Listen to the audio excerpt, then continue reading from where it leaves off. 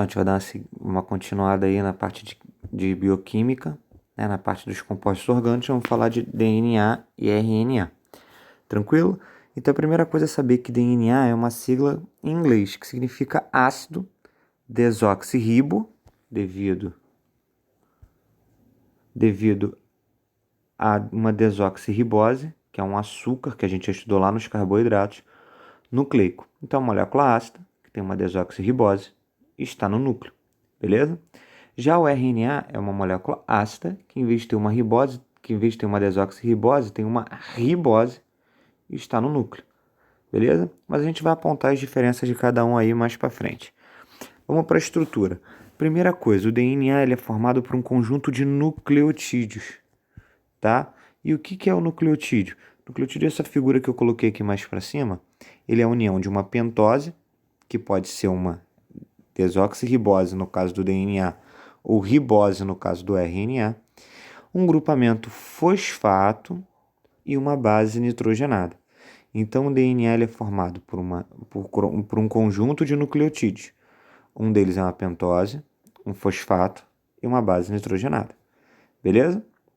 O que é interessante? O RNA também vai ser formado por uma pentose, só que essa pentose vai ser a ribose, não vai ser a desoxirribose, vai ser a ribose, mesmo R de ribose, mesmo R de RNA, tá? E aí um fosfato e uma base nitrogenada. Vamos começar pelo DNA. No DNA, quais são as bases nitrogenadas que formam o DNA? E essas bases são 4 tipos, ó: G, C, T e A. Tranquilo? Tem até um macetinho para gravar aí, ó. Tia Ana gosta de cana. Por quê que forma isso? Por que a gente precisa entender isso? É simples, o DNA, quando a gente vai ver na televisão, ele tem mais ou menos esse formatozinho, né? Que a gente vê em TV e etc. Então, esse formatozinho aqui a gente chama de dupla hélice ou alfa hélice. O DNA é formado por 2 fitas. E essas fitas, elas se ligam uma à outra. Se ligam como? Através das bases nitrogenadas. A base G se liga na base C. A base T se liga na base A. Então, ó, tia Ana gosta de cana. T se liga com A, G se liga com C. Tranquilo? E aí eles vão formando a ligação entre as fitas. Aqui seria uma fita e aqui seria outra. Como é que essas fitas se ligam uma na outra? A base nitrogenada de um está se ligando na base nitrogenada do outro. Beleza? E aí, vamos dar uma seguida na nossa aula. Aqui, ó, a gente está vendo a mesma coisa, a estrutura, ó. Estrutura de dupla fita. E aqui, ó, como se a gente desse um zoom. A gente vai conseguir perceber, a foto ficou um pouquinho pequena, mas a gente consegue perceber que o A se liga no T, o C se liga no G, tá bom? Sempre vai ser assim. Tia Ana, T com A, gosta de cana, RNA. Tia Ana gosta de cana no DNA, beleza? Tudo no DNA. Tia Ana gosta de cana. Tranquilo? Seguindo. Quais são as diferenças de DNA para RNA? DNA tem um açúcar que é desoxirribose, o RNA tem um açúcar que é ribose, a gente já falou antes. No DNA, a gente tem uma fita dupla. No RNA, a gente tem uma fita simples. No DNA, ele serve para informação genética. No RNA, ele vai ser utilizado para síntese de proteínas. A gente vai ver mais para frente como é que isso funciona, tá? No DNA, os dois têm 2 tipos de base, pirimidínicas e purinas, né? Pirimidinas e purinas. O que acontece? No DNA existem as 4 bases que eu já falei para vocês. Tia Ana, T com A, gosta de cana. No RNA não existe a base T. Ela é substituída pela base U, que é de uracila, tá bom? Então no RNA não tem a base T, ela é substituída pela base U. Então vai ficar A com U, C com G. Então vai ficar U ao como gosta. Então vai ficar o C ligado com G, como era no DNA, e o U ligado com A. Tranquilo? Foi? Deu para entender? E aí com isso a gente vai seguir para ver quais são os principais tipos de RNA, tá? Os principais tipos de RNA. RNA ribossomal, que vai formar o ribossomo. Vocês já aprenderam com o professor muito inteligente, bonito e sensual, eu. Brincadeira. Que o ribossomo ele tem a função de fazer a síntese de proteína. E a gente vai ver como é que isso acontece. Tá bom? Já existe o RNA mensageiro, que é o que vai levar a mensagem, e o RNA transportador. Para produzir a proteína é um conjunto de aminoácidos. Então ele precisa transportar esses aminoácidos aqui. RNA transportador. Tranquilo? Seguindo, quais são os processos que o DNA pode fazer? Tá? Que a gente vai precisar estudar aí. Então, vamos lá. Primeira coisa é que quando a minha célula vai se multiplicar, e a gente já aprendeu isso lá um pouquinho mais atrás, na nossa matéria, o DNA, quando ele vai se multiplicar, uma célula tinha um DNA. Se ela vai fazer duas células, ela precisa ter dois DNAs. Então, ela precisa duplicar o DNA. Esse processo é chamado de duplicação ou replicação. Dá na mesma. Tranquilo? Então, de um DNA, eu tenho o objetivo de formar outro DNA. Chamamos isso de duplicação. Aonde que a duplicação acontece? Ela acontece no núcleo da célula, tá? No interior do núcleo da célula. Agora, quando eu quero de um DNA chegar à minha proteína, produzir a proteína da minha célula para fazer a síntese de proteína, então eu tenho que passar por duas etapas. Então, do meu DNA, primeiro eu tenho que levar uma informação para o RNA, tá? E depois levar essa informação do RNA para se formar a proteína. Do DNA para se formar o RNA, a gente chama de transcrição. Do RNA para se formar a proteína, a gente chama de tradução. Transcrição do DNA para o RNA, tradução do RNA para a proteína. Tranquilo? A gente vai chamar isso de tradução. Aonde que acontece a transcrição? De novo, no núcleo da célula. E a tradução? Ela já vai ter que ser fora do núcleo. Ela vai ser onde vai estar o ribossomo, que faz a síntese de proteína. Então, ela vai acontecer no citoplasma. Mas a gente vai ver etapa por etapa, devagarzinho agora, tá? Vamos lá. Duplicação. Lembrando que a duplicação é quando eu quero de um DNA formar dois DNAs, tá? Eu quero duplicar esse DNA. De uma maneira geral, bem resumida, para a aula não ficar muito estendida, né? O que vai acontecer? Eu tenho uma dupla fita de DNA, tá vendo? O A ligado com T, o C ligado com G. Então, a tia Ana gosta de cana. Ah, Vinícius, se fosse RNA, se tivesse uma ligação de um DNA com RNA, aonde tem o T no DNA, ia aparecer o A. Aonde tem o C, vai aparecer o G. Mas aonde tem o A no DNA, no RNA não ia aparecer o T, porque não tem T no RNA. No RNA ia aparecer a letra U, tá? A base U. Então, voltando. Aqui eu tenho uma dupla fita de DNA. Primeira coisa que vai acontecer, uma separação dessas fitas. Nós vamos separar as fitas de DNA. Depois que separou, aonde tem a base A, se liga a base T, tá?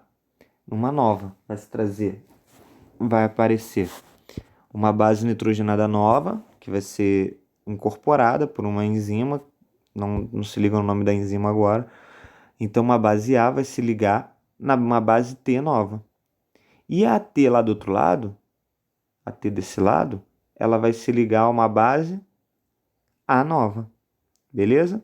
Então, o T vai se ligar com A, e ao outro lado o A vai se ligar com o T, e o T vai se ligar com A. E assim sucessivamente. Onde tem o C, vai se ligar o G. Do outro lado, onde tiver o G, vai se ligar o C. Repara que você tem uma fita mais antiga, duas fitas mais antigas, azul mais escuro, e eu estou produzindo uma fita nova, com esse azul mais claro. Tranquilo?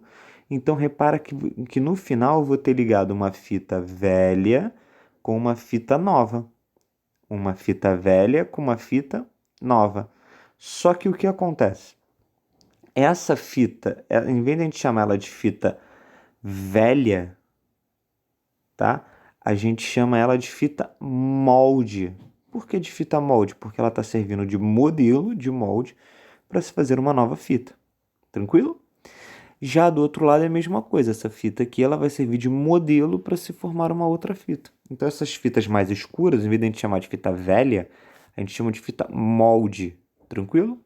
E essa azulzinha mais clara aqui, ó, é a fita recém-sintetizada, recém-codificada. Tranquilo? Em vez de chamar de fita nova, a gente chama de fita recém-codificada. Tranquilo? Fita recém-sintetizada também serve. Então, no final, vou ter... Então, de novo, aqui ó, no meu desenho, tinha duas fitas, moldes, uma ligada na outra. Elas se separam e eu formo um novo filamento de DNA aqui. Isso vai até o final. No final, vou ter uma fita molde ligada numa fita recém-codificada. Uma fita molde ligada numa fita recém-codificada.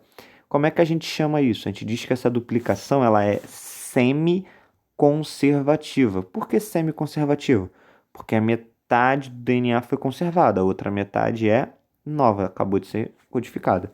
Ah, Vinícius, pode acontecer erro aqui? Podem acontecer vários erros, que no caso seria a mutação. Beleza? Transcrição. Meu objetivo agora não é mais produzir um DNA, tá? Agora, meu objetivo da minha célula é produzir uma proteína. Como é que se faz esse processo? De maneira bem simples e resumida. Primeiro, se seleciona qual pedaço do DNA, perdão, qual pedaço do DNA que tem a informação genética para produzir essa minha proteína. Então, ela vai selecionar esse pedaço, que a gente vai chamar de gene. O que vai ser o gene? O pedaço lá do meu DNA que vai ter informação para produzir a proteína. Tranquilo? E aí, o que ela vai fazer? Ela vai... E depois que ela selecionou esse pedaço, as fitas se abrem, de novo, igual lá na replicação, perdão. Vai vir uma enzima chamada RNA polimerase. Lá na outra era DNA polimerase. Essa daqui é RNA polimerase, que vai polimeralizar, vai formar um RNA. E ela vai se ligar nessa fita de DNA. E aí, aonde tem o A, ela vai colocar na fita de RNA o U. Aonde tem o T, ela vai colocar o A. Não confunde isso aqui, pelo amor de Deus. DNA, estou formando RNA. Então, aonde tinha o A no DNA, se coloca o U. Aonde tem o T, coloca o A. Aonde tem o C, coloca o G. Onde tem o G, coloca o C. E assim sucessivamente. Até uma região lá que vai indicar que acabou o pedaço de síntese do RNA mensageiro. Tá? Ela vai fazendo isso até o pedaço determinado lá pelo gene lá que ela determinou. Tranquilo? Esse RNA é que vai levar a mensagem, por isso ele é chamado de RNA mensageiro. Levar a mensagem para onde? Galera, os ácidos nucleicos são muito importantes, ficam guardadinhos no núcleo. Mas a produção da proteína é feita no citoplasma, que a gente falou. Então esse RNA, ele precisa sair de dentro do núcleo para ir em direção ao citoplasma. O que ele faz? O que a gente vai fazer? A gente vai fazer uma cópia, que seria esse RNA mensageiro, para ele levar a mensagem até o ribossomo, para o ribossomo produzir a proteína. Como que isso acontece? Vamos lá. Primeiro, antes de ele chegar no ribossomo, ele precisa sofrer um processamento. O que é isso? Existem partes no RNA, existem partes no RNA que eles não trazem informação para a formação da proteína. São chamadas de intron. Então, o que vai acontecer? Vai acontecer um processamento da RNA que a gente retira os introns, que é a parte laranjinha, para unir os exons, que é a parte branquinha. Então, no final, ó, a gente tirou os introns e ficou somente com os exons. Beleza? Que é a parte ativa do RNA. Seguindo. Eita. Foi. Aí, seguindo, a gente vem para a tradução. O que é a tradução? O RNA mensageiro agora, ele vai levar essa informação até o ribossomo. O ribossomo é que vai sintetizar essa proteína. Como é que acontece? Primeiro vem aqui para baixo. Cada trinca no meu RNA mensageiro, essa partezinha aqui de baixo, cada trinca dela é chamada de códon. Então, o códon é formado por 3 bases nitrogenadas. Tranquilo? E aí, esse códon ele vai mandar uma informação para o RNA transportador, ir lá no citoplasma e catar o aminoácido que ele está pedindo. Então, vamos lá. Nesse caso, o CU, ele vai mandar o RNA transportador ir lá no citoplasma e vai vir a informação com o RNA transportador para poder trazer o aminoácido que o UCU pediu. Tranquilo? Como é que se chama essa trinca no RNA mensageiro? Aqui no vermelhinho aqui embaixo. A gente chama de códon. Para o RNA transportador poder se ligar, a gente chama essa trinca aqui no RNA transportador para ele poder se ligar no RNA mensageiro de anticódon. Códon no RNA mensageiro, anticódon no RNA transportador. Essa foto aqui fica um pouquinho mais simples, ó. Chegou aqui, ele foi. Então a primeira coisa que aconteceu, vai sendo dividido de 3 em. Aqui é o RNA mensageiro. E ele está sendo dividido de 3 em 3. Cada trinca representa um códon. E cada códon vai representar um aminoácido. Então a primeira trinca vai trazer um aminoácido, a segunda trinca vai trazer outro aminoácido e assim sucessivamente. O que acontece? Ó, essa trinca CGU veio um RNA transportador trazendo o aminoácido que na verdade é arginina. Tranquilo? Para ele poder se ligar nesse RNA transportador, para o RNA transportador poder se ligar no RNA mensageiro, onde tem o C, ele coloca o G. Onde tem o G, coloca o C. Tudo igual anteriormente. Depois, Vinícius, depois que ele chegou, o que vai acontecer? O ribossomo vai dar uma chegadinha para o lado, isso está acontecendo no interior do ribossomo, ele vai dar uma chegadinha para o lado, e essa trinca, ele vai ler a próxima trinca. Essa trinca GGA vai trazer o aminoácido CCU, o anticódon CCU e o aminoácido glicina. Ele vai se ligar aqui e vai acontecer a união desse aminoácido com esse aminoácido. Um conjunto de aminoácidos formam a proteína. Tranquilo? E aí, para a gente poder finalizar, ó, aqui a gente vai ter o ribossomo lendo sempre de 3 em 3.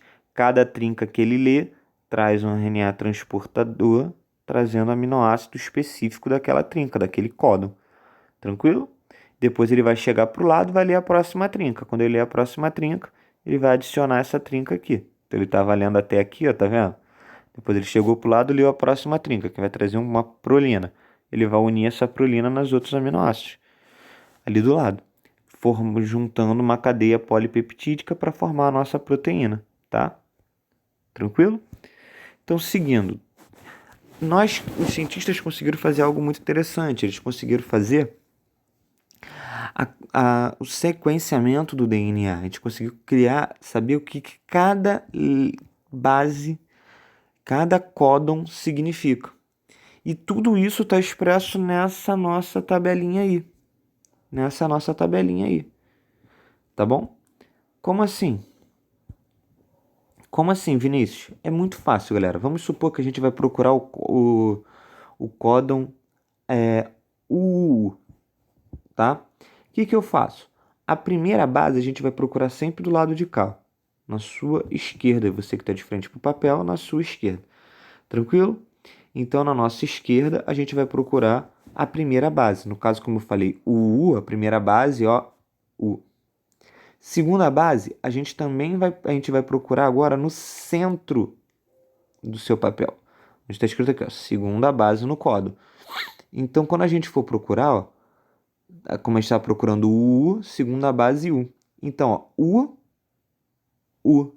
Opa, significa que pode ser qualquer uma dessas 4 possibilidades aqui. Como é que eu vou definir qual delas é? Pela última base. Como a gente está procurando U, a última base eu vou procurar aqui nesse cantinho. Repara que esse quarteto, ou seja, a base U, C, A, G, ela se repete em todos os quadrados. Então, como eu estou procurando U, vai ficar, ó, primeiro U, então significa que pode ser qualquer um desses. Segundo U, pode ser qualquer um desses. Opa, onde eles se encontraram só pode ser aqui. Agora eu vou ligar até o final, ó. Fenilalanina, tá? Ah, preciso gravar os nomes? Não, galera, relaxa, não precisa gravar esses nomes agora não. Tranquilo? Vamos dar outro exemplo. A ou G. Vamos procurar A ou G. Primeira base A, opa, tá por aqui. Segunda base U, opa, tá por aqui. E aqui. E aqui significa que eles se encontraram nesse quadrado.